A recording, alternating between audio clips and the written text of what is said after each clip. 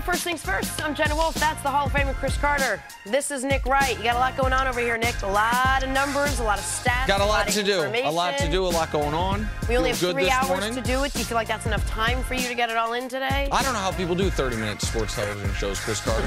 I have no idea. I feel like 3 hours and like, damn, there's stuff left. Wasn't this originally supposed to be a 3.5-hour show? No, I don't know what you're talking about. You guys look nice. Thank you very much. I don't know what's on 3.5 hours. When in doubt. Let's not give anybody any ideas. Every major show starts on a half hour, Jenna. Okay. Don't you know that? And take a sip of coffee. You're right, Jenna. All right. Well, let us start a 3-hour show of a lot of numbers, a lot of stats, a lot of sports. Nick's hot takes. They said we got to make it. We got to cut that down big time. Apparently, if you put something out into the ether long enough, it will definitely happen. How long have we been waiting for Cavs players not named LeBron to show up? Last night in Game 1 against the Raptors, they finally showed up, helping Cleveland win in overtime. This was a great game, 113 to 112. LeBron James had a quiet triple-double. 4 of his teammates scored in double digits. Yay for low bars. Toronto, following along its recent script, losing their 7th straight playoff game to Cleveland. Boy, they just really, LeBron's got their number. Here's LeBron on the win. We knew we were going to get their best shot today. You know, they knew we didn't have much rest. They knew we didn't have much preparation. You know, they kind of been waiting around for us. And, you know, we just wanted to come in with the best game plan that we could in a short time. You know, execute offensively. You know, shots weren't going in. Like I said, for me personally, I was, you know, at probably one of my worst games of the season, and just try to make things happen, you know, at the right time. We had many opportunities to close this game out. You know, like you said, we couldn't buy a bucket. You know, we got some great looks. We had a lot of shots point blank at the rim that went in and out. Freddie got 2 great looks. You know, we can name countless of things, but you know, it should never came down to depend on none of those, you know, but it happens. Now we understand what we gotta do next game. So this was one of those games where did the Cavs win or did the Raptors lose? And I think you can make a fair point for either one of them. How should both of these teams, CC, feel after last night's game? You can absolutely. But from a feeling standpoint, Toronto, they have to feel horrible. Now, you talking about getting Cleveland. We know the history there. Going into this game, had lost 6 straight in the playoffs in a humiliating fashion. At the end of the season, where Toronto was playing the best basketball that we've seen this play over this stretch, this tenure with this team, they got smashed by the Cavs. In 2 games that meant everything to Toronto, didn't mean anything to Cleveland, they got smashed. Cleveland just came through the most difficult series that we've seen, them not going against some type of championship caliber team and struggling with the Pacers in 7 games, no rest. They put in a game plan. That's a 24-hour game plan, all right? Ty Lue, they were watching film yesterday. He decided, you know something, the team was locked in. He saw it in their eyes after an hour of watching film. That's all they did. They had a walk-through shoot-around. That's all they did. So for me, what I saw was, because what I thought the Cavs was lacking was, forget continuity, but they missed training camp. After they went on the great stretch of basketball early, guys got injured. Guys got traded. They went through a lot of turmoil. They need these games. They needed that 7-game series with the Pacers to be able to come together and the other guys start to play. So from Toronto's standpoint, this to me is one of the biggest losses in the franchise history. Home court advantage, everything, rest. I mean, you got the matchups, and you still can't get past the Cavs when LeBron doesn't play great. You can't forget that part. Right. LeBron said it was one of his worst games, maybe my worst game of the year. And you lose. You have a double-digit early lead, and you lose. You're rested. They're exhausted. You have home court. They don't. You're the healthiest team in the playoffs. And you miss 11 straight shots to finish the game. In the final 4 minutes of the game, LeBron makes 2 baskets. Your team makes 0. This is, you mentioned. They missed at least 10 at the rim. CeCe, in the 4th quarter, how about 13? They were 3 of 16 inside 5 feet. That's the length of this desk. This was one of those losses you mentioned in the regular season where the Raptors playing great, Cavs weren't, but the Cavs won. I talked about that was a worst-case scenario loss for the Raptors because that was a game they had a huge halftime lead. The Raptors were feeling great, and all of a sudden, LeBron and the Cavs came back and ended up stealing that game. I think it was 132-129. Well, this is another worst-case scenario loss for Toronto. Yeah, the only way it could really be worse for them, Nick, is if one of their star players had gotten hurt. Agreed. Absolutely. Barring injury, it could not have been worse. Like, if LeBron goes out and does what he did in Game 7, if LeBron has 40 points and is dominating the game, or by the way, if it was the way they lost last year against the Raptors in the playoffs, the Cavs hit 35 more three-pointers than Toronto. If the Cavs just had a lights-out, oh, my God, shooting night. Yeah, but that wasn't possible this year, Nick, because we've changed our offense. We have perimeter shooters. Like, our three-point shooting's going to be better. Oh, for Toronto, right. Yes. You're not going to have that discrepancy. But that's why it was less what Cleveland did and more what Toronto didn't do. And you wonder if just seeing LeBron out there when usually he's at his best, if that just froze this Toronto team, and all of a sudden they were like, well, we don't win these games. We're probably not going to win this game, and then no shots. We can blame it on whatever we want, but there's some clear examples as far as not being able to finish in the paint. They dominated the glass. They dominated in the paint. But losing a possession after a timeout on a 5-second violation, Kyle Lowry throwing the ball in over LeBron. You know LeBron's guarding him. Like, why would you have him throw the ball in? You just calling a timeout. Put a taller person out there that has a height advantage, or at least it's neutral. They negate each other. Like, bad coaching at the end, wasting timeouts. Like, so they didn't have a timeout. The biggest shot of your season. Fred VanVleet's been an awesome story. A potential Sixth Man of the Year candidate. Yes. He was injured. With what? With a right shoulder injury. He's a right-handed shooter. He hadn't played in the fourth quarter. Let's have our biggest shot of the season come down to Fred VanVleet. All of it was unforgivable by Toronto. And listen, one of the reasons I believe, CC, that the Pacers were a bad matchup for the Cavs. There's a lot of X's and O's stuff, but it's also because their best player, Victor Oladipo, doesn't have any bad experience against LeBron. When he played in the East, his team was terrible, never made the playoffs. Played a year in OKC. He's never played LeBron in the playoffs. He went into that series saying, you know what, I'm going to play the best player in the world as close to even as possible. Well, because the one thing also he can do is because we know from LeBron going back to Derrick Rose when he was in his prime. Yeah. When they put LeBron on that point guard late in the game, which we saw last night, he did to Kyle Lowry, shut him down. Yeah. They can't do that to Oladipo because he can beat LeBron off the dribble. He's too fast. And that's the disadvantage. There's some other things as far as the Pacers, them being a younger team, and they do some things that give Cleveland problems, but talent-wise, Toronto is far more talented. Agreed. The point that I'm making on Oladipo is Oladipo, we were talking at halftime. I said if the Cavs had a lead at halftime against the Pacers, you felt the entire second half the Cavs were just desperately trying to hold on for dear life. They were down 3 at half against the Raptors. LeBron walking off the court, shaking his head, yes, feeling confident. There was no mental block from Oladipo. Yeah. I've never beat this guy. How do I beat this guy? I think also, that exists with Toronto. That initial burst that you know you're going to get being there in Toronto, that energy, how well the team played early. They were down 14 to be able to get it back at 3. Yes, you could see that. Good. We were talking on the phone there. You were like, yeah, but even if the end, I could see what you're saying now because of the history. Man, and the history, even that the Cavs, these younger Cavs player, because what LeBron did in the last month of the season against the Raptors. Not to mention the fact the Cavs never led during regulation. Yes. To win a game or to be Toronto and to lose a game where your opponent never led during regulation is something else. How deflating is this for them moving forward? How much more of an advantage do the Cavs have looking ahead now? Listen, I thought the Cavs had a distinct advantage over Toronto going into it because of the matchups, because of the history, because the Raptors don't have anyone you can even throw at LeBron. But the only way the Raptors had a shot in this series to me was if the games, the 50-50 games, they got to win them. And this wasn't a 50-50 game. This was a 75-25 Raptors game. Yeah. And they lost it. You mentioned, this is only the second time in 20 years a team has lost a playoff game without ever trailing in regulation. It doesn't happen. And the Raptors got to sit on that and deal with that tonight, headed into tomorrow. The only thing that keeps me from being overly optimistic is I've seen the Cavs.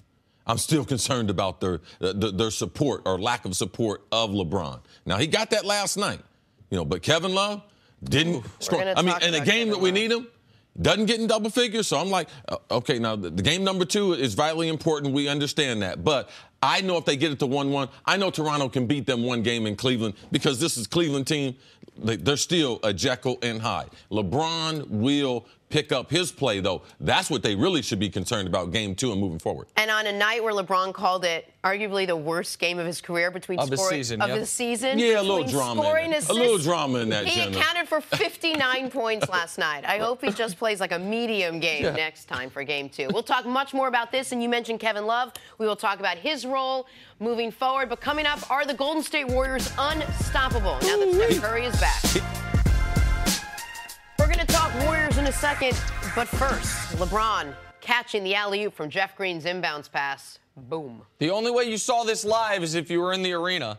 Yes. We were in some highlight or some graphics package when this play happened. Definitely not going to win an Emmy for that telecast part of it. No, LeBron made a great read. Him and Jeff Green make eye contact with each other. He goes backdoor and out of bounds and finishes it on top of his head. Ooh, DeMar DeRozan hits the tough reverse layup, 2 of his 22 on the night. DeRozan was good, not great. Which is one of the problems the Raptors had last night. I felt like he could have.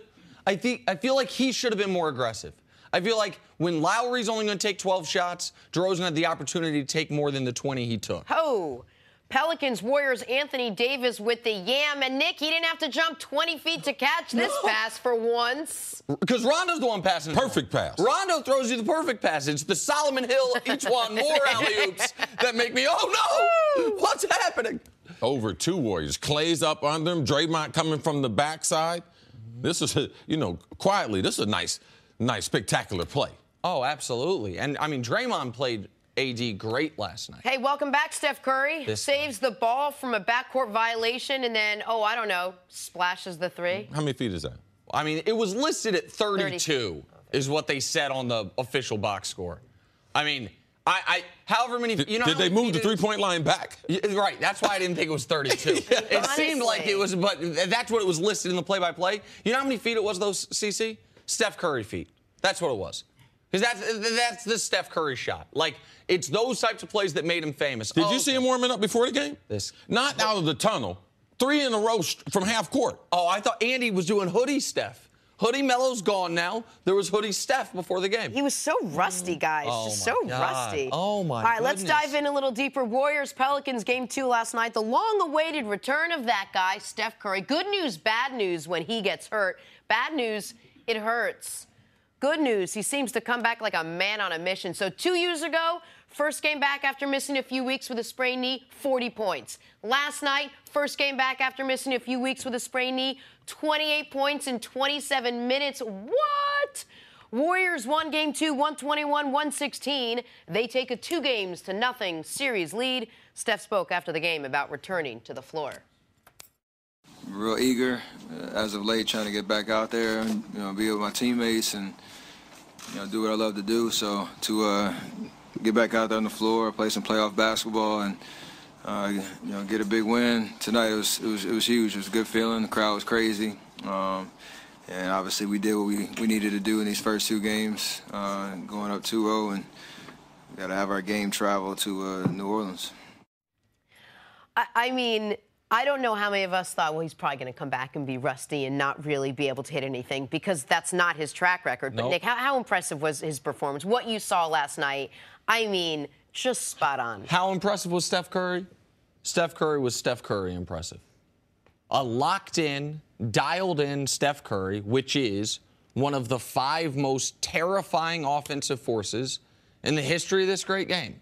Steph Curry, when he is firing on all cylinders, I'm not sure exactly what you're supposed to do with him. And this is one of the reasons why a couple years ago when he came back from the injury and scored the 40 and then struggled a bit in the finals, I got so aggravated. We were like, Steph wasn't at full strength. I don't know what full strength is for Steph Curry. Here's what I do know. When he plays, no matter how long the layoff is, no matter what injuries come back from, whether it's an MCL or an ankle, whatever it is, when he's out there, he's petrifying. He was the difference in the game last night. He was, we can show you the numbers in a little bit later on in the segment, but like him on and off the court was the difference in the game. The way the Pelicans were on a bit of a run. You know how, CC, the Warriors stopped the run? They didn't call timeout. They subbed Steph Curry into the game for the first time. And the Warriors instantly went on a 5-0 run, and the crowd got into it. He was spectacular. Yeah, Steph had the benefit, too, because he's playing on such a great team, that they didn't have to force him to start the game. And him coming off the bench, it allowed, because that initial, when you're trying to come back from an injury, you can force your body to try to do the things that you're not necessarily comfortable at doing. And starting the game is not necessarily the best entry point when you've been off for over a month. So I thought that Steve Kerr did a tremendous job of letting the game find its flow. He didn't put Steph in to stop the run. He had a time that he was going to put him in there because that was the plan. So to see Steph play the number of minutes that he did play, you know he's going to be able to shoot. He's the greatest shooter that's ever played in the NBA. Right. So you know that's going to be there. But his overall playmaking, you could see that in what it adds to this team. And when they play together, their ability to be able to pass the basketball and make shots. The sets that they run are tremendous. I mean, even late in the game where this game is tight, they have out-of-bounds play. They post up Kevin Durant. They throw it into him. Draymond and Steph do a scissors, and they pass to Steph. He knocks down one. It's like, man, I haven't seen him run that play in a long time. So what they can do and what Steph adds to this, he's a special player, and that's why they have the championships that they have. And I'm glad you mentioned Draymond, because I don't want to disregard him. He's playing his best basketball of the season at the best time of the season. He had a triple-double. Well, he has 2 games. The first round wasn't a great round for him. I'm These really 2 games. It's exactly what I'm Yes. talking about. A triple-double in the first game of this series. He was a rebound away from a triple-double last night. Anthony Davis, he totally neutralized Anthony Davis. Anthony Davis was 4 for 13 from the field when Draymond was guarding him. So Draymond was great. But I just want to show the audience what the Warriors' offense was with and without Steph. Steph only played 28 minutes. So 20 minutes without him, 28 minutes with him. Their offensive rating was 130 when he's on the court. The NBA record all time for a season's 116. Without him, it was 72. The Suns this year, the worst offense in basketball, were about 98. So they're way above the all-time record with them on the court, way below the worst team in the league with them off the court. Shoot 43% from 3 versus 17% from 3. By the way, it's not they shot 17 threes without him on the court. They just couldn't make them. They were 2 different teams last night with and without him. You made an interesting point while we were watching Kevin Durant and Steph Curry in the press conference, and you said, look how much pressure that takes off Kevin Durant. Not that KD goes into a game feeling the pressure and can't perform because of it, because he has been the one to carry the team. But what does a performance like what we saw last night from Steph do for someone like Kevin Durant, who never wanted to really be the face of this team? Man, he's cool. That's his personality. Like, we don't want to accept it sometime, but he don't necessarily want the limelight. He just wants to play basketball the way he says. At the press conference, he loved it. A lot of questions were directed to Steph. Man, he was just sitting there chilling. He's played a good game. But, hey, no, he didn't do nothing. He only had 29 points. Right. You know, so that is the luxury of going to Golden State. That's the reason why I respect the decision that he made, to be able to play with the shooters, to play the style of basketball, to not be under the microscope and the pressure if he had gone other places. Yeah, I understand that, because he's playing to his strong suit. That's really his personality, and he's living his own truth. And I got to respect that. And think about just what Steph did for this team in yesterday's game specifically. The Pelicans starters, we know they got a weak bench, and it showed up last night. Every single one of their starters had at least 14. They had 3 starters with at least 20. Klay Thompson has his worst game in 2 months. He's 4 of 20 from the field for 10 points. And this is a game the Warriors are up 13 with a few minutes left. I know they ended up winning by 5. Pelicans went on a mini run at the end to cut it to 6 with about 30 seconds left. But the Warriors were in firm control for the bulk of the fourth quarter. Why? Because KD can get a quiet 29. Yes. Draymond can do everything on both sides of the ball, well, particularly defensively, I should say, but also passing and rebounding the ball. Yeah, Draymond played a great game. Draymond was outstanding. And then Steph just rips your heart out. Jenna, you've heard Chris and I talk all the time about the gravity Steph has. You see it when he's out there. How much easier are the passing lanes for the Warriors? Because you're playing 4-on-4 if he doesn't have the ball. Because his man has to be 30 feet from the basket. Like, it's just, I mean, the Death Star that the Warriors lineup can be was fully engaged last night. And the whole league's on notice. The entire league, and by the entire league, we're really talking about Houston. Houston's the team that's been circling them. That's what we're looking at. All right, we'll watch this again, Game 3, Friday night at New Orleans, where the series will shift there. Coming up, talk some football. Just how much has Dez Bryant declined? Next on First Things First. Back here on First Things First, it's time for Say What? Can't get that high this week. Victor Oladipo and the Pacers were bounced by the Cavs in Game 7 on Sunday. Oladipo had an interesting comparison in his exit interview with GM Kevin Pritchard. Say what?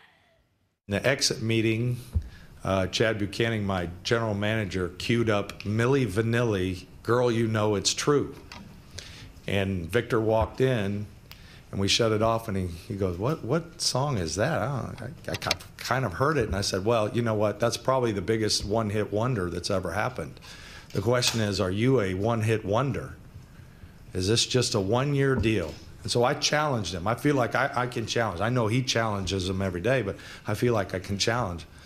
And his response was, no, I'm more Michael Jackson. Wow. You like that? First, great job by our graphics people. That's amazing. But Cece, you like that? Yeah, that's how you get the wine out the grape. You need pressure. That's why coaches, organization, that's why it's important to be in the right spot. If he had stayed in OKC, I can guarantee you that moment would have never, ever happened. Man, these are the stories that brick the path to greatness. Tremendous story. It takes some gumption to, as the GM, as the team, when Victor's coming in, the year he's had, to try to challenge him like that. To say, oh, are you going to be a one-hit wonder? Like, that's, I like Victor's answer. I know this is supposed to be like a funny thing that we do, but that, I hadn't heard that. I didn't know what he was going to say there. Yeah, the guy got one job, make him better. All right? Get a coach better players. And if you get the star better, it's a lot easier to get the team better if you make the star better. Start at the top. That's great management. That was awesome. Jenna, you were wondering why he said Michael Jackson? Yeah, I didn't until the very end. He had a lot of hits. Not one hit, a lot of hits. Got it. King of pop. Got it. Moving on, the fact that I needed that explained to me is so disturbing. Yeah. Moving on to some stories to start your morning quickly. Cavs beat the Raptors 113-112 in overtime last night to take Game 1. LeBron had his 21st career playoff triple-double, finishing with 26, 11, and 13. But the Kings said it was, quote, one of my worst games of the season. Nick, how did LeBron look last night? LeBron's in such an odd place. He has a triple-double. He hits the game-tying, very difficult fall-away jump shot. He outscores the Raptors by himself in the final 4 minutes. And I thought it was a C-minus game. I agree with him. I didn't think he played well. He didn't shoot well. He didn't get to the rim at will. And his free throws were as bad as they've been all year. And they called him for a lane violation on one. So I understand what he's saying, see? Well, he was more of the leader in this game. Like, he didn't play. I didn't like the three-point selection, especially in the fourth quarter. I think he took 5 3-pointers in the fourth quarter. That was a bad choice. It was an easy way out. But LeBron was tired, man. Yeah. And he was burnt. And being the ball handler, the primary ball handler for this offense, LeBron still played a great game.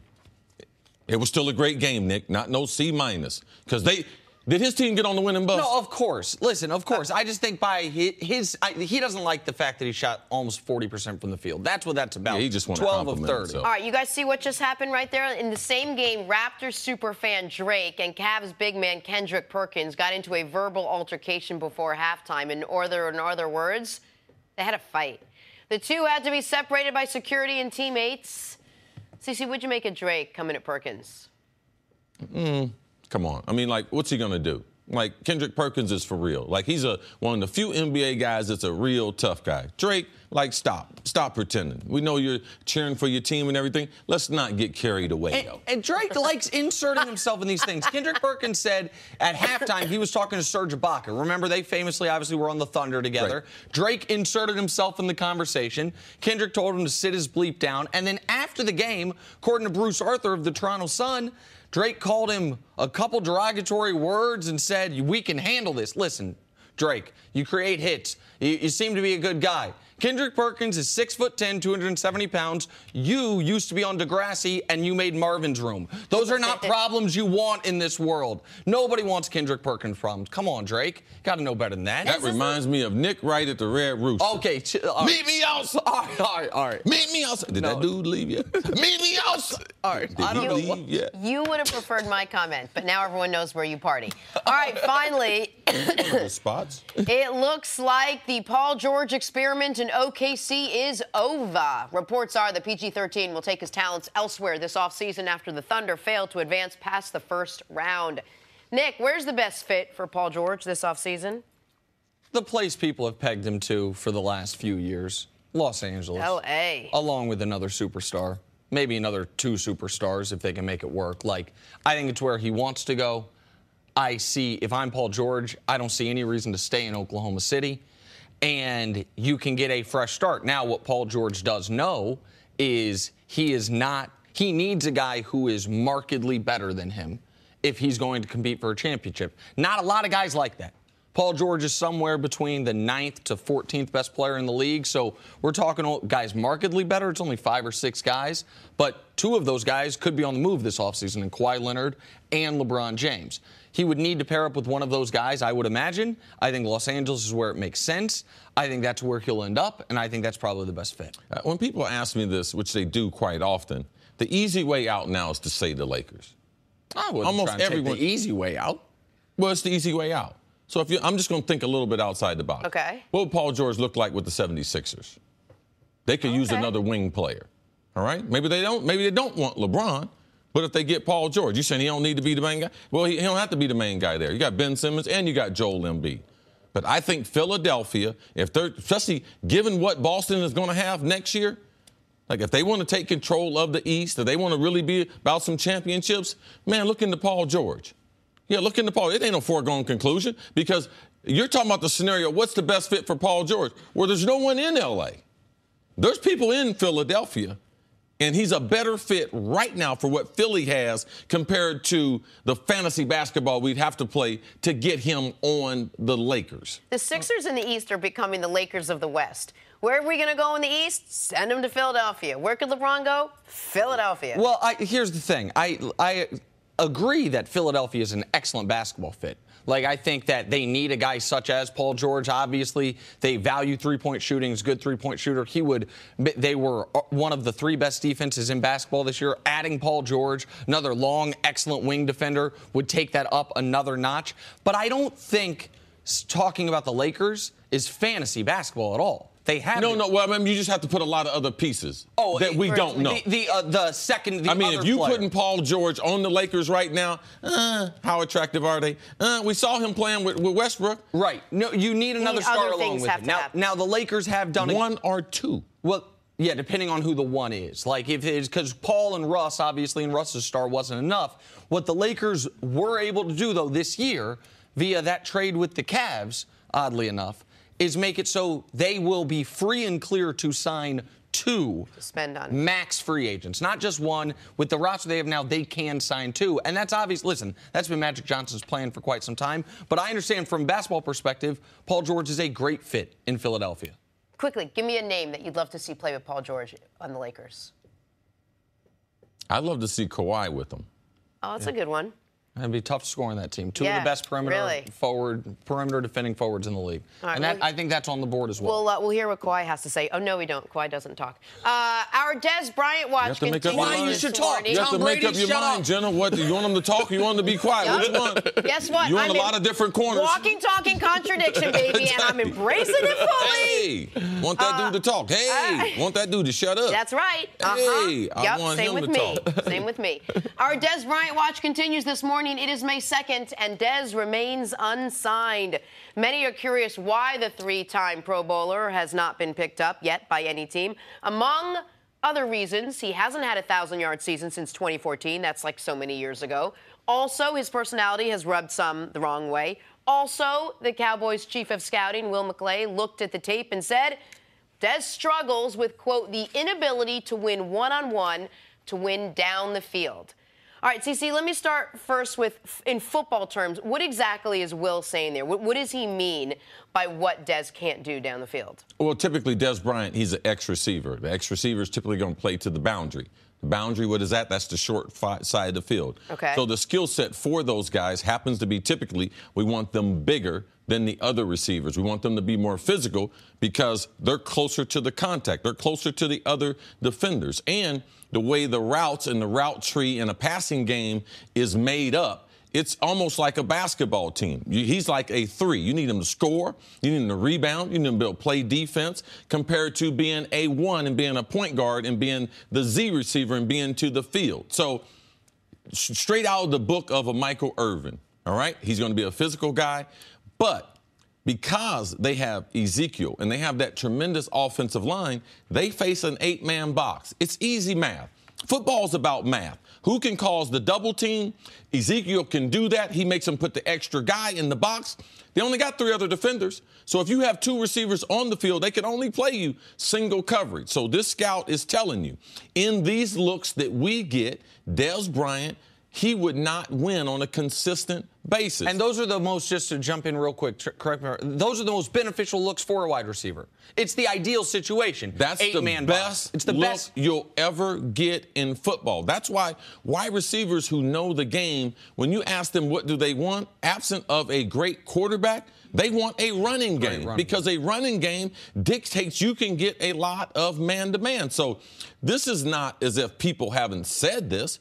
People just weren't listening. I've been saying this for over 3 years that Dez was on the decline. The reason why people could catch up to him was he didn't have the diversification in the routes, and he wasn't this super explosive athlete that won these one-on-one matchups on the outside. So the scout now has given people privy of the information.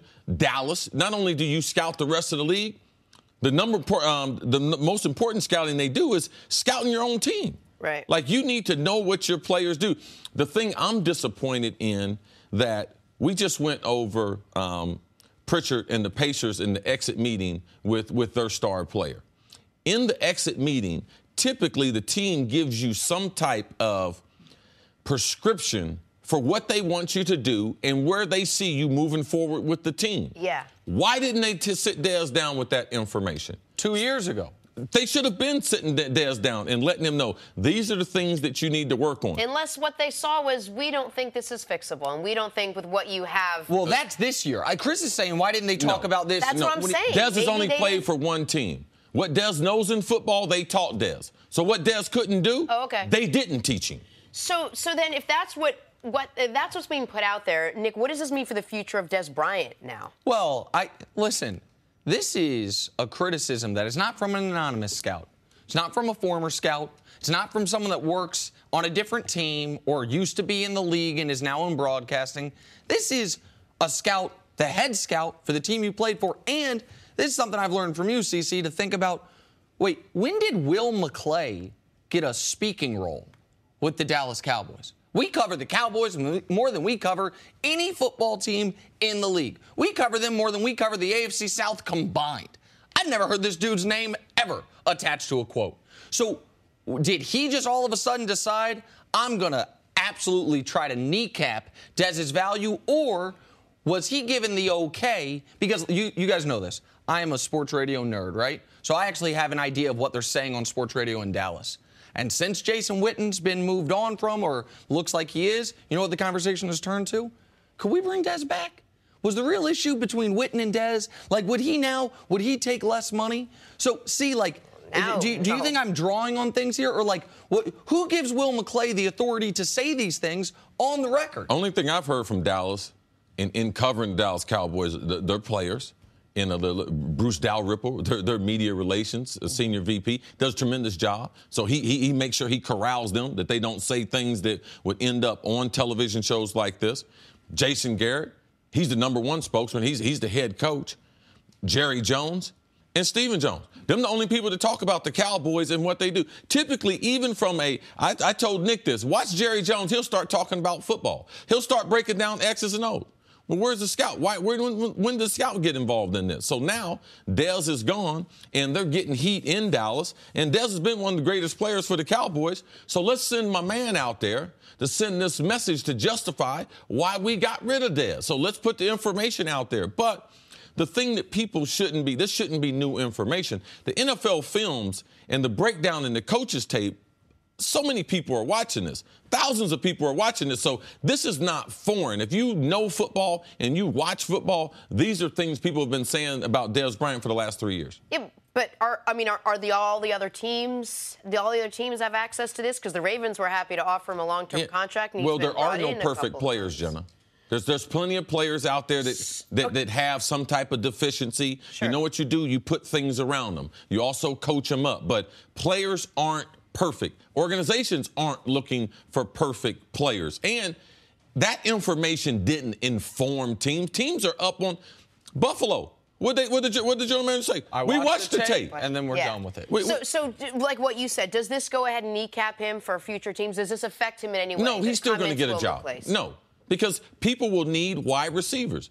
Dez can still play football. Like, let's not. There's no perfect player. And when I say kneecap's probably too strong of a word. I wasn't saying he won't get a job. I'm saying this is another mark against him from something that matters. Before we move on, I want to ask you one question on this.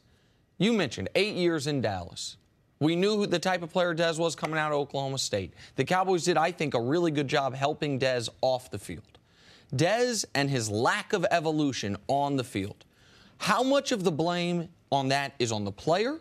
How much of that, in your eyes, is on the coaching staff and the organization for not, to use one of your favorite terms, getting all the juice out of the berry? Ultimately, in this business, broadcasting, and in that business as a professional, you are responsible for your own development.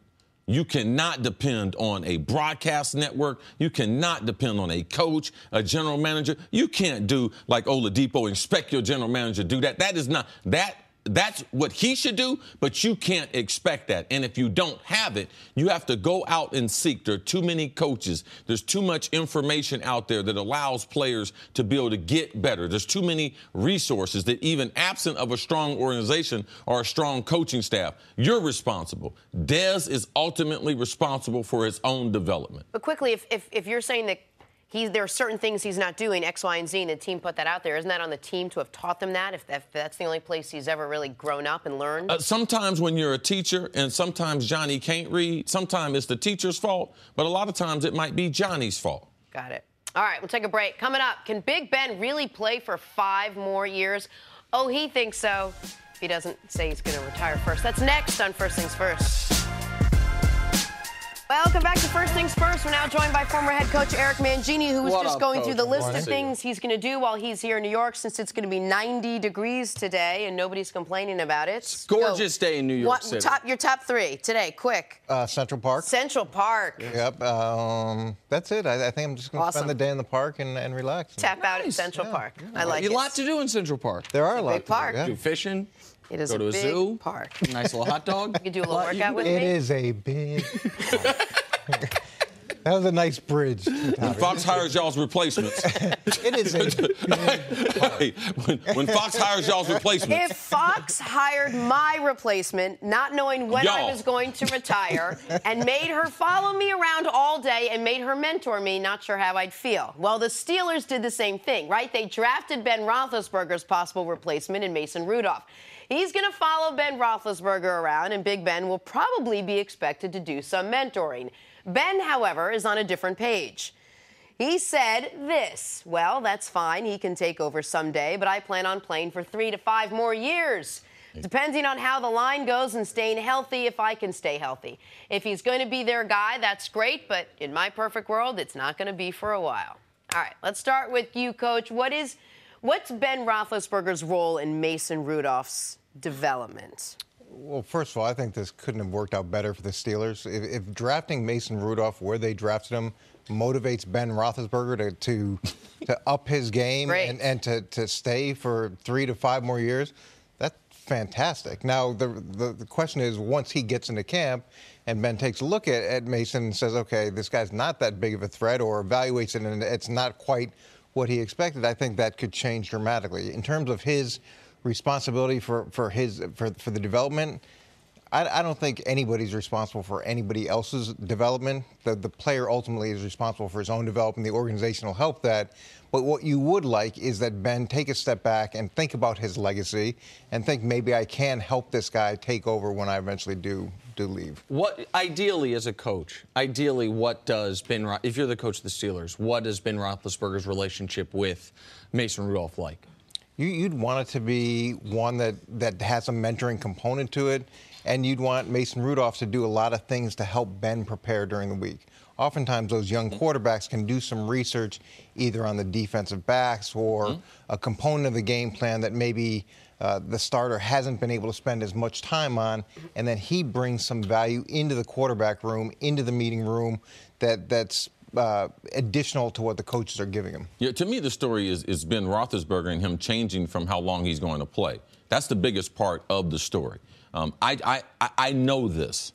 The NFL is not a business that you can do year to year unless you are late, year 14, 15, 16, 17. If you're Drew Brees, if you're Tom Brady, you can go year to year. But when you're in your mid-30s, the way Ben was, and with the type of team and organization and support that he had around him and the type of support, it is critical that the organization and your teammates know, man, I am totally bought into this. It's important for them to know that football is your number one business. Besides your family, that playing football and playing it well, that's what your teammates and the organization need to know. Ben has sent us mixed signals for the last 2 off seasons. So for me, it was nice to see. That's the type of attitude that I want from all the players, let alone my franchise quarterback. Yes, I'm going to be playing, because if you project that I'm going to be playing, it lets the team know that I am going to be focused. It also, from Ben's standpoint, because what I would like to see is I like to see Ben lose some weight. If you're going to continue to play, I believe that you should be at a weight that I believe is more conducive to you moving around a little bit as you get later in your career.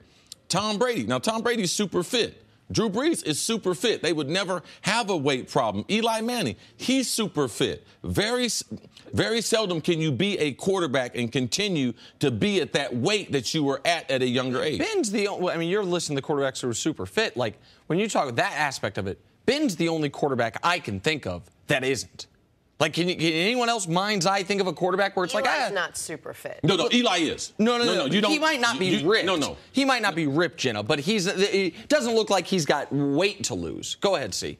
Go ahead. Go ahead.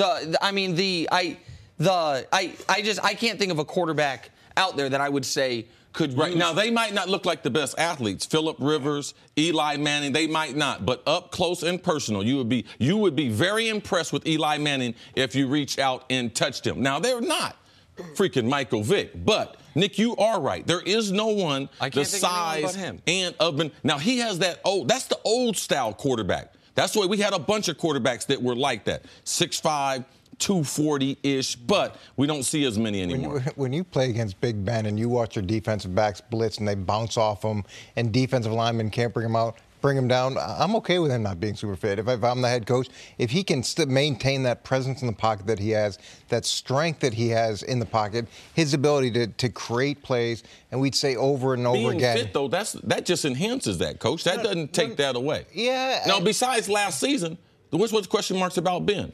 Man, his durability. No, and I'm never going to knock someone for trying to stay as fit as possible, especially as they get older. I just think that his size has always been a real advantage to him. What I love about this pick, though, is if it motivates him at this point in his career to do things that he wasn't willing to do and to take a step back and say, okay, this is my job, you're not going to take it. That, to me, is a great thing. He's also in a good position in that his offensive line is all under contract. Juju Smith-Schuster, Le'Veon Bell, Antonio Brown. He's got all his weapons intact. All he's got to do is worry about coming in and playing football and not who he's going to throw to, who he's going to hand the ball to, and who's going to protect him. Well, there's one name you mentioned there that if we're going to tease this out further, that I think there might be some ripple effect on, and that is L. Bell. if your franchise quarterback is saying, I want to play past, when he says 3 to 5 years, that's past the contract he's under. We already know AB's under a long-term contract that pays him at the top of the market. If and when Ben gets a new contract, we know how these quarterback contracts work. If you're a franchise quarterback, you all of a sudden become the highest paid or certainly top 2 in the league. And so then you're like, okay, can we have the highest paid wide receiver, one of the highest paid quarterbacks, and the highest paid running back? Like, that does, right? That it does have an impact on. It's one thing if you're like, well, one more year, then Ben's done. Then we've got a rookie quarterback making no money. Then we can't afford to have L. Bell. Like, that is the, if we're teasing this forward. That's a real thing.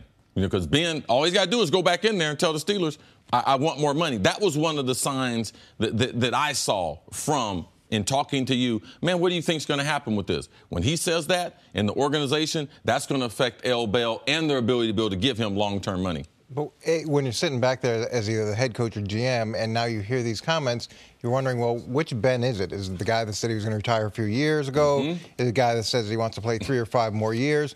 We're going to have to go down a little bit of this road and see who shows up at training camp. During the season said, maybe I'm washed up.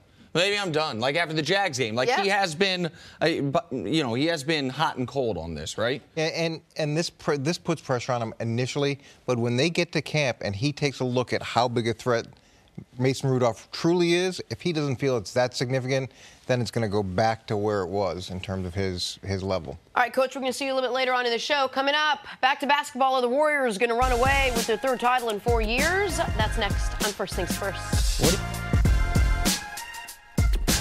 Welcome back to First Things First. Chris Mannix joins the show. Hey, good Chris. to see you, Mannix. How are you, brother? It's been too long. I know, a couple weeks. Good to see you, brother. What's up, C? Give it to him. I think we might all be on the same page on this one. All right, the table is set. Let's go. Warriors and Pelicans, Game 2 last night. The long-awaited return of Steph Curry. And just like he did last time he was out a few weeks with an injury, he did not miss a beat. 28 points in 27 minutes. Warriors won Game 2, 121-116, taking a 2-0 series lead. Here's Steph Curry speaking after the game about returning to the floor. Real eager as of late, trying to get back out there and be with my teammates and do what I love to do. So to get back out there on the floor, play some playoff basketball, and get a big win tonight. It was huge. It was a good feeling. The crowd was crazy. And obviously we did what we needed to do in these first 2 games, going up 2-0, and we got to have our game travel to New Orleans. So, Chris Mannix, we took a tiny hiatus from jumping on the Warriors bandwagon to all jump on Houston's bandwagon for a bit, and then we saw Steph Curry come back, and we were like, what were we doing for those couple of weeks? Do you think the Warriors reestablished themselves as favorites to win the title after what you saw last night? Yeah, I mean, I never took them off that kind of pole position, knowing who Steph is and what he brings to the table. So I always thought they were the favorites. Beating them 4 out of 7 was going to be virtually impossible. What I took away, though, from that game was what a blown opportunity for New Orleans. I mean, Anthony Davis is supposed to be this superstar in the league. The 4th quarter, Anthony Davis was a no-show, while Kevin Durant was going off, while Draymond Green was going off. Where was Anthony Davis in this one? So, yeah, I mean, look, give credit to Golden State. Steph's back right now. I don't see how New Orleans wins any more than 1 game in this series. But this is a game, Game 2, when they're going to look back and say, wow, we had a chance. We had a chance with Klay Thompson missing, with Steph Curry just coming back. Anthony Davis did not show up. 5 points in that 4th quarter. That killed them. Yeah, and with New Orleans, especially the first half, when you get through that initial burst, that crowd, Steph coming in, everyone standing up. Because you look at right at halftime, that game was there for them. If you because you have to steal a game. And it wasn't as if Golden State was playing awful. The Pelicans were playing good, too. They had made some adjustments offensively, what they were going to try to do to them, the way they were attacking them. But as you mentioned, man, when they got to crunch time, which was AD time, and Nick and I talked about this the last couple of days, unless he had a stat line very, very similar to LeBron, like 25, that's a subpar night based on what we need him to do with that lack of bench. We need him 35. 38. And what you're saying, if he was able to have that push there at the end, that's where he would have had to be for the Pelicans to pull this off, Nick. Listen, So to answer the question quickly, because I was probably early on the Rockets as far as, and I might end up being wrong, by the way. We'll see. I'm not ready to say the Warriors, okay, clearly they're the favorites now. The Rockets have home court. The Rockets are as healthy as they've been all year. The Rockets are also looking wildly impressive in this postseason, just like Golden State is. So I don't want to be too reactionary to that. I would still, in the Western Conference Finals, pick the Rockets by this much. So I still do feel that way. But about your point about last night's game, you're totally right. Like, Anthony Davis, I understand Draymond Green is Defensive Player of the Year, defending, and arguably should have been for the last 3 years. But that's because he can guard 5 positions. It's because of what he allows you to do switching. It shouldn't be because he can shut down the best big man in the NBA. Anthony Davis, when guarded by Draymond Green, was 4 of 13. When guarded by everyone else, Anthony Davis was 8 of 11. And in the fourth quarter, you're right. Like, I said yesterday on the show, and I think we all agreed, that the only way the Pelicans had a shot to win this series is if they left Golden State one apiece. Because I know Charles Barkley and everyone says, a series doesn't start till the road team wins a game. Well, guess what? You're skeptical if someone can beat Golden State 4 out of 7. Nobody can beat them 4 out of 5. Yeah. Like, not happening. And that's now the position the Pelicans are in. This game was 86-85. With 7 minutes left, or 7.5 minutes left. Like, they had the opportunity. That's Davis time. That's when, look, we had this, like, after the first round series, the conversation had shifted back again to, is Anthony Davis the most dominant player in basketball? Is he the best player in basketball? Well, the fourth quarter of last night's game, we saw the best player in basketball right now. Kevin Durant had 15 in the fourth quarter. Right now, look, just we can have it's a subjective conversation, I get that. But 15 points for Kevin Durant when it mattered in the fourth quarter. Anthony Davis didn't even lead his team in shots in the fourth quarter. That was Rondo with 8. He finished with 5 points, really only 2 of them during a consequential period of that game before it got out of reach in the final 3 minutes of it. Anthony Davis needed to play big in that game, and Davis didn't, and that's what cost him. Let's talk about Steph Curry coming back last night. Nick said earlier he was 100% the difference in that game. Not that we were worried before when he came back, but it seems like everything is clicking out. They're 100% healthy. The Pelicans have a shot to get another game at this point? At home, yeah, they do. They play pretty well down there. And look, as we've seen throughout the playoffs and historically, I mean, Game 3 is when you get your team's best shot. It wouldn't surprise me at all to see the Pelicans come out with a sense of pride and with, they're a team that has good defensive game plans that played pretty well for most of the game last night. I think they get Game 3. But Nick's right. Like, you don't beat Golden State 4 out of 5. You get that Game 3. You lose Game 4. This series ends back in Oakland in Game 4. And we can't act as if they didn't need Steph to play the way they did. They did. Then they need him to play that way. Clay didn't play well at all. Draymond had a tremendous game, and they needed that KD to take over in the fourth quarter. So I still feel as if they have a chance. Their bench being short, especially as longer the series goes, the more you try to eat in, or the more that bench is exposed for the lack of help that they provided for this team. And I'll get to Steph in a second. I want to give KD credit because this was a series going into it. You asked yourself, who do the Warriors have that can guard Anthony Davis? And then you asked yourself, who do the Pelicans have that can even kind of guard Kevin Durant? That was a bigger question for me. Right. I knew they'd have to stick Holiday on him, and that was always a mismatch. The height difference. Holiday's an outstanding defender, but he's 7 inches shorter. And it's how KD plays. Because KD can bring the ball up, he can cross you over, shoot the 3, but also he can get the ball on the elbow, face the bucket, and he's great at just shooting right over top of you. So, and I'm going to let you slide on, I assume something happened in your brain for a second when you said the best player in basketball. Maybe you meant the Western Conference, maybe you meant the series. I'm not sure exactly what you're saying there, but I'll let it go. But as far as Steph Curry goes, just show what it was with and without him last night. And by the way, it's not like he played 38 minutes. Played 28 minutes. The Warriors played 20 minutes without Steph Curry. Their offensive rating with him was 130. Without him, it was 72. They took 17 threes with him on the court. They were 3 of 17. With him off the court, pardon me.